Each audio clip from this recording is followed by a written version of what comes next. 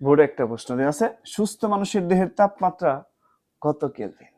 আমরা তো জানি সুস্থ মানুষের দেহের তাপমাত্রা ফারেনহাইট স্কেলে হচ্ছে 98.4 ডিগ্রি ফারেনহাইট, কিন্তু প্রশ্নে কি বলছে সুস্থ মানুষের দেহের তাপমাত্রা কত কেলভিন। তার মানে আমরা তো জানি ফারেনহাইট স্কেলের আর কেলভিনের মধ্যে সম্পর্কটা হচ্ছে F-32/9 ইকুয়াল হচ্ছে কে -273/5।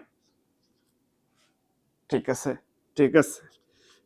তাহলে বলছে আমাদের কেলভিন এবং ফারেনহাইটের মধ্যে সম্পর্ক, তাহলে আমি লিখতে পারি না 9 কে 9 ইন্টু কে মাইনাস কত, তাহলে আমি লিখতে পারি 9 কে মাইনাস হচ্ছে 273 গুণ হচ্ছে 9, তাহলে আসতেছে 2457। ঠিক আছে, এই পাশে আমি লিখতে পারি 5f মাইনাসের 160। ওকে, আমি লিখতে পারি না 9 কে ইকুয়াল কত 5 ইন্টু এফ এর মান কত, এফ এর মান 98.4 মাইনাসের 160, এই পাশে মাইনাস থাকলে প্লাস হচ্ছে 2457।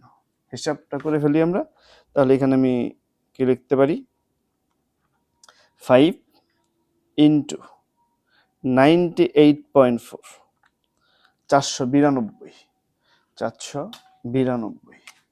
তাহলে এখানে আসতেছে 9 কে 492 মাইনাসের 160 প্লাসের হচ্ছে 2457 প্লাস 2457 মাইনাস হচ্ছে 160,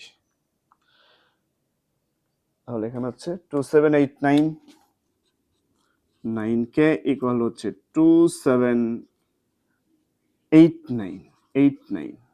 আমি লিখতে পারি না কে ইকুয়াল টু কত 2789 ডিভাইডেড বাই 9 লেখা যায় তো নাকি, 2789 ভাগ 9, তাহলে আসতেছে ফরম্যাট ডেসিমাল 309.89 কোন স্কেলে? কেলভিন স্কেলে না, কেলভিন এত ডিগ্রি কেলভিন। তাহলে কেলভিন স্কেলের তাপমাত্রা হচ্ছে সুস্থ মানুষের দেহের কেলভিন স্কেলের তাপমাত্রা হচ্ছে 309.89 ডিগ্রি কেলভিন। এটাই অ্যান্সার।